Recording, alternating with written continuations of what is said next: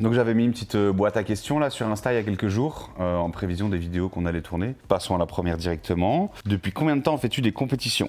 Alors j'ai fait ma toute première compétition à 19 ans. Je me souviens, c'était à Bazeilles. C'était une catastrophe.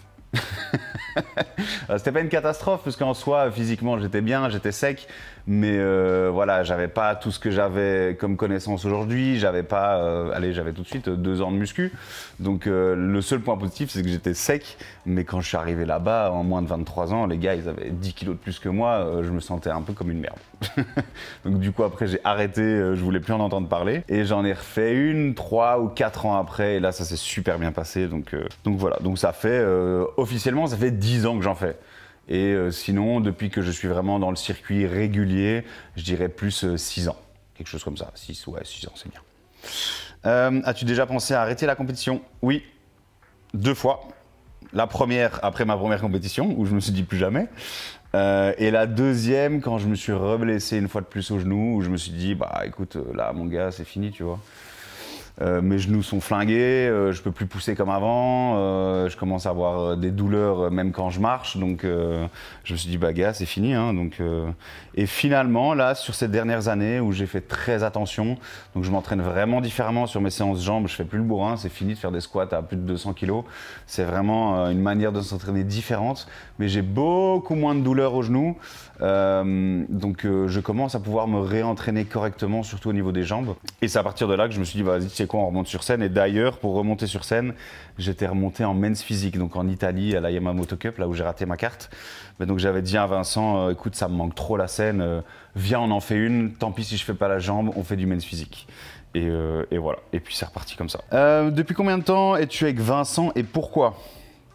Alors je dirais que Vincent, officiellement, ça fait 2 ou 3 ans qu'on est ensemble, quelque chose comme ça. Avant, on se côtoyait, il me donnait des conseils, mais j'étais pas réellement avec lui. Ici, ça fait vraiment 2-3 ans qu'on est ensemble. Et pourquoi lui? Parce que j'ai une confiance aveugle en lui. Avant d'être mon coach, c'est mon ami. Et la confiance entre un coach et un athlète, c'est super important. Et je pense qu'à lui que j'arrive à faire confiance comme ça. Je pense pas que j'arriverai à accorder ma confiance à un autre coach de la même façon. Donc, et maintenant, il explose, que ce soit en termes de coaching, de connaissances. Depuis 2-3 ans, c'est devenu, ça devient vraiment, pour moi, ce sera un des meilleurs coachs dans les années à venir, ça c'est sûr et certain. Donc voilà, principalement la confiance et ses connaissances qui font que monter d'année en année. Quel format d'entraînement utilises-tu? Alors, principalement du split. L'année passée, on était en PPL, c'était pas mal. Ici, je me concentre plus sur le split. Je peux faire mes jambes 2 fois par semaine en scindant, donc c'est pas mal du tout. Ça me fait des plus petits volumes d'entraînement que du PPL. Donc les entraînements, pour l'instant, durent 1 heure, 1h10. Ce qui me va mieux, je peux me donner plus à fond et je récupère mieux. Donc voilà, pour l'instant, je reste en split, ça me va super bien. Tu privilégies quel facteur pour la prise de muscle? Je dirais que la charge, pour moi, reste le facteur le plus important pour créer du muscle. S'il n'y a pas de charge, il n'y aura pas de muscle, ça c'est sûr. Donc le facteur le plus important pour moi reste la charge. Après, il faut trouver la bonne balance entre charge, volume et intensité. Je veux dire, les 3 vont ensemble. Tu peux pas mettre que de la charge et avoir un volume pourri et une intensité de chèvre, ça va pas aller. Il faut vraiment que les 3 soient en corrélation. Il faut vraiment porter le plus lourd possible pour avoir le volume le plus adapté et garder une bonne intensité tout l'entraînement. Donc je pense que c'est vraiment la combinaison des 3 qui va faire que tout va être optimal. Combien d'entraînements par semaine? 5 fois. Pour l'instant, ça me va super bien. 5 fois, ça me laisse 2 jours off. Et franchement, c'est pas trop en ce moment. Je dirais qu'en masse, je m'entraînerai peut-être plus 6 fois par semaine. Mais bon, je mange plus, j'ai plus de capacité de récupération, donc c'est un petit peu différent. Mais quoique, je pense que même sur ma masse qui arrive ici après les compètes, je pense que je resterai sur 5 fois. Parce que je trouve mon équilibre en fait. J'ai assez de temps libre, je m'entraîne mieux durant mes séances. J'ai plus d'énergie, j'ai limite plus envie de m'entraîner, parce que je m'entraîne un peu moins. Donc je trouve que 5 fois semaine, c'est vraiment le truc idéal entre performance et récupération. Changes-tu de programme régulièrement? Alors là, quasiment jamais. Hein. Je crois que j'ai le même programme ici. Donc, comme j'avais dit, j'étais en PPL l'année passée. Ici, on est en split.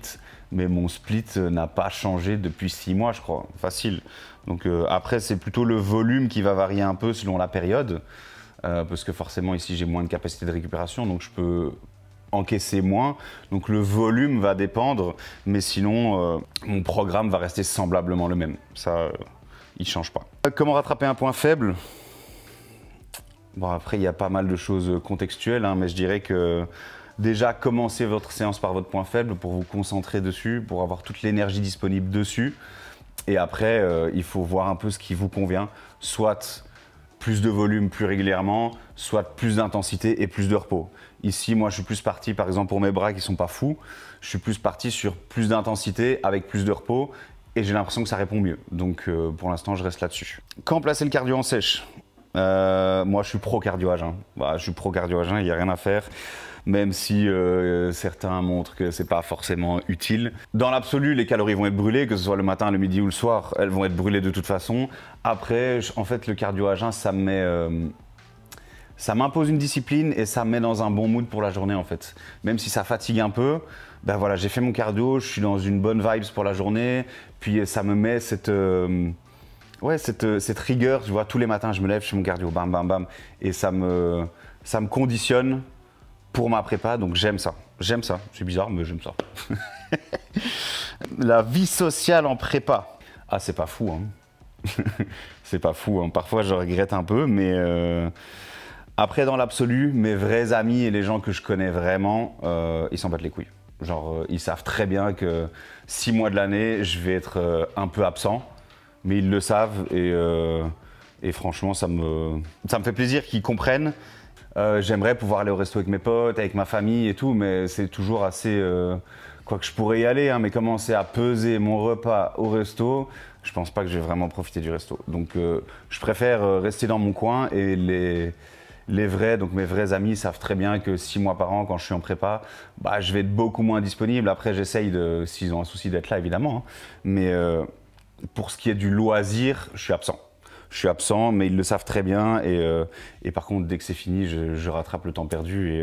Et ça me fait encore plus kiffer, en fait. Parce que comme j'ai été privé pendant X temps, quand je peux reprofiter, c'est juste une dinguerie. Je profite, mais de ouf, fois 10. Donc l'un dans l'autre, j'ai choisi cette vie-là et ça me dérange pas plus que ça.